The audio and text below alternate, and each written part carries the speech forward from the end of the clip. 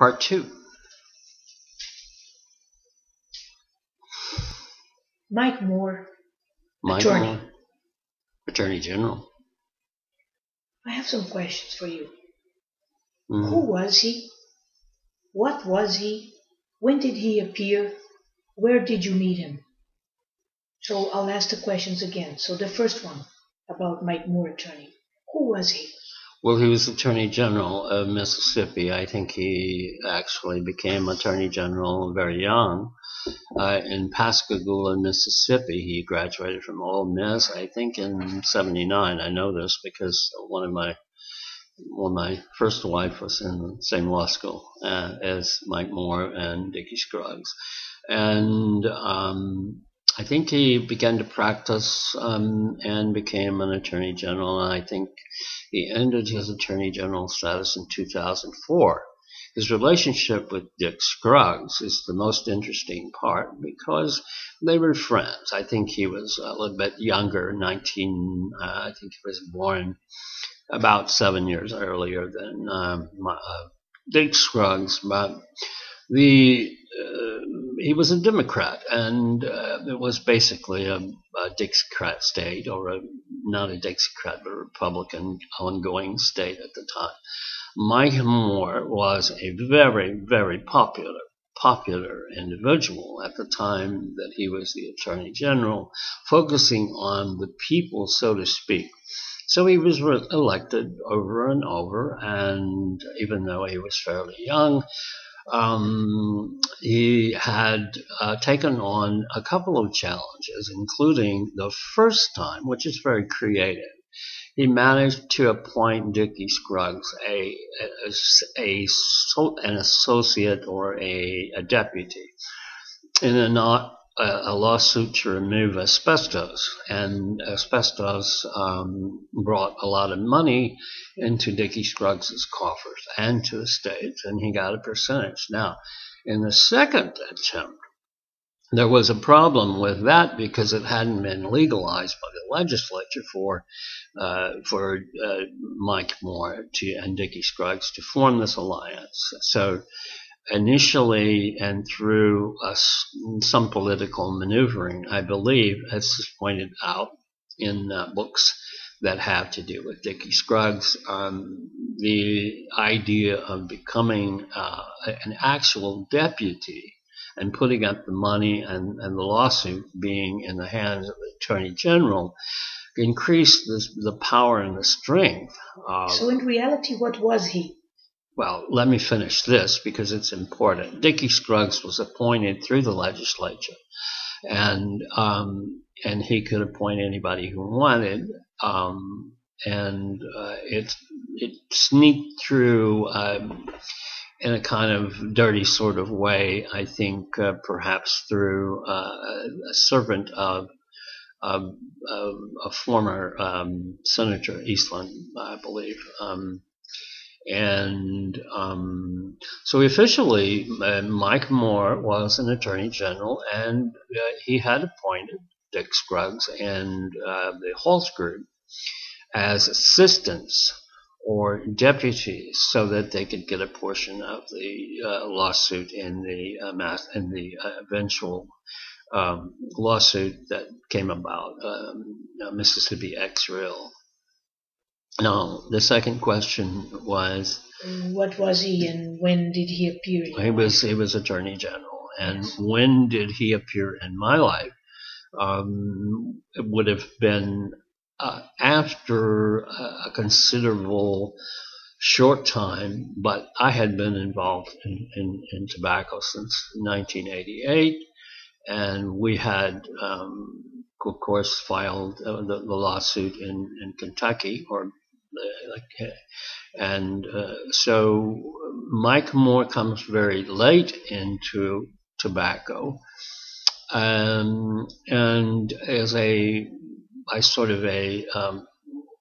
through a proposition of what I understand to be a theory of law involving the assumption of risk and getting over that through a Medicaid lawsuit, which was not unfamiliar, by the way, to the to the tobacco companies. They were aware of this. But in any case, that is those are the answers there. What are the? And where exactly did you meet him? Well, this is what I introduced earlier in tape one.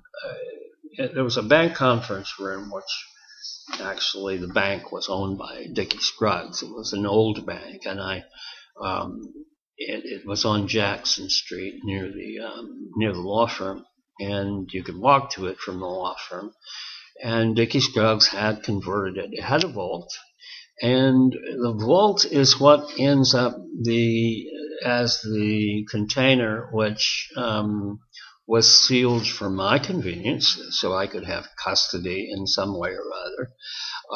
And I assumed that it was going to stay there with all of the other documents that Nina Sells had actually cleared with Dickie Scruggs and talked with them before she ever had anything to do with letting go of anything that might be in jeopardy of hurting me or her or basically me. I think she wanted to be clear about that.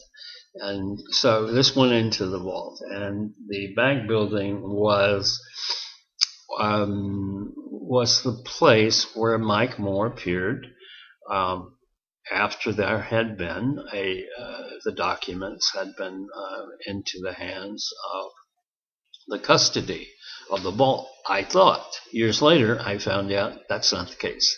And from what happened on, I really found a lot of dirties in the laundry, and it wasn't mine. But nevertheless, Mike Moore was the pristine, pure, perfect guy. He was for the people, and everybody loved him. And he always wore black. Well, sometimes. Most of the time. Moore says of you, the fellow was scared to death. The fellow was scared to death. He also said... Wait. Can I ask you first in this... When he met me the first time, and I've only seen him twice, this would have been in the conference room. And if I can just set that a scene a bit, since the vault was near the conference room, and on this particular date it was a Sunday, Mike Moore walks in on a Sunday morning, and he is meeting with the people of Halt, including Paul Miner and Don Barrett and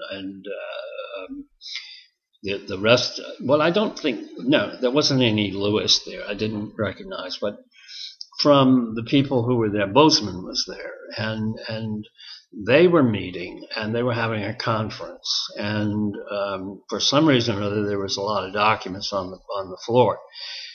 And what I garnered from this was maybe we all were going to have some kind of meeting, and I had been talking with Bozeman and teaching him some basics. These were pretty stupid people.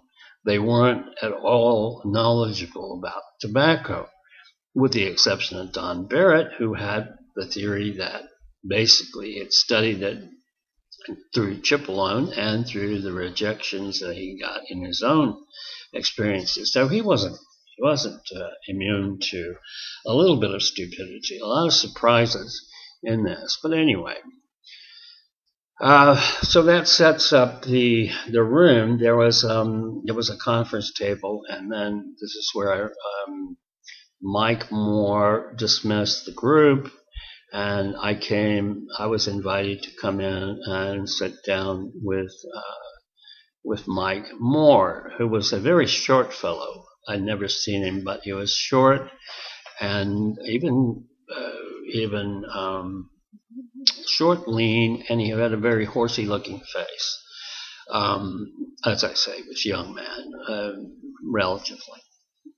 Okay, so that's where in that bank building. That's where I met him in the conference room.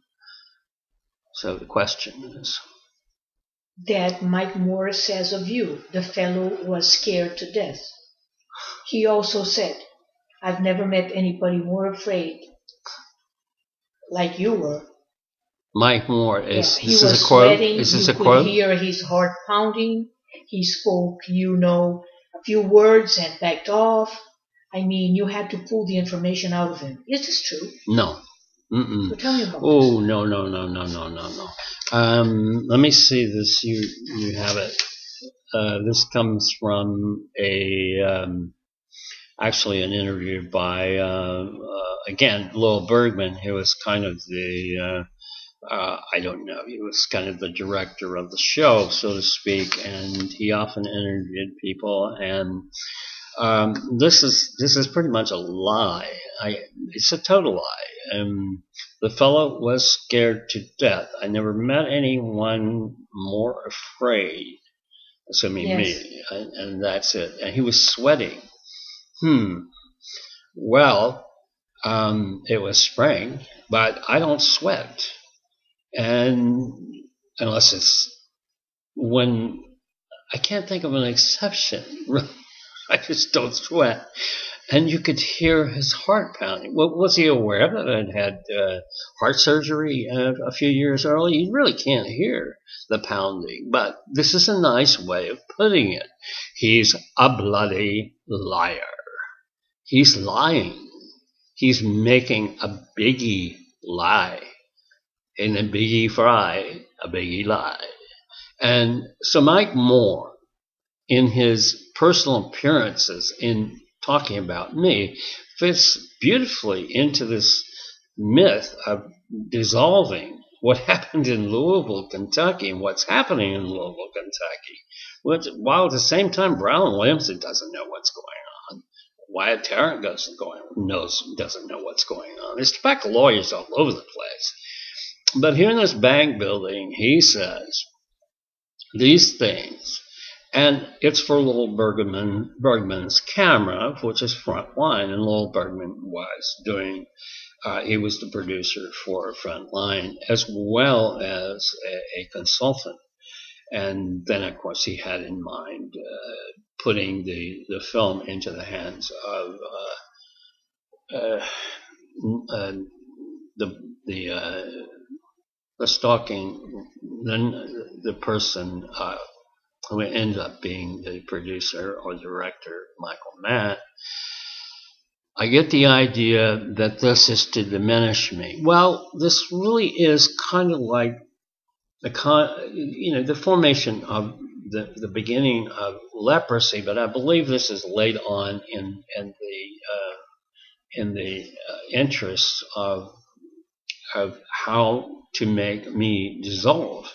I'm the one who's tainted, but when you get the history and you really understand that this is a legal tainting, what is this kind of tainting? Here's a man who walks in, he's an attorney general, and to characterize this later on, a few years after the fact, that here you have a frightened guy who comes in off the streets. Listen, I was with the most powerful lawyers in the world. These were tobacco lawyers. These were lawyers that came from the likes of David Bernick, one not to be unafraid of, to use a funny phrase, but this guy, these people were tough. These people were menacing, much less the fact that Fox and I had endured almost 3 months before we ever had battle and we ever knew what was going to happen. So, no, Mike Moore, you really made this one an interesting statement. And I'm now able to tell you, you are a bloody liar. That's not true. And you know that. I'll tell you really what happened.